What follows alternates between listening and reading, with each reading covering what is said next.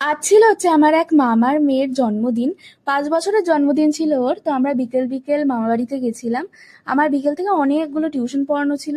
তো যেতে যদিও একটু দেরি হয়ে গেছিলো, একটা মিনিমাল মেকআপ করে নিয়েছিলাম আমি। আর এখানে মা দেখাচ্ছে হচ্ছে একটা টাপারওয়্যারের টিফিন বক্স আর একটা ওয়াটার বটল, যেটা ওকে গিফট করা হয়েছিল। আর এইটা হচ্ছে আমাদের বার্থডে কাল।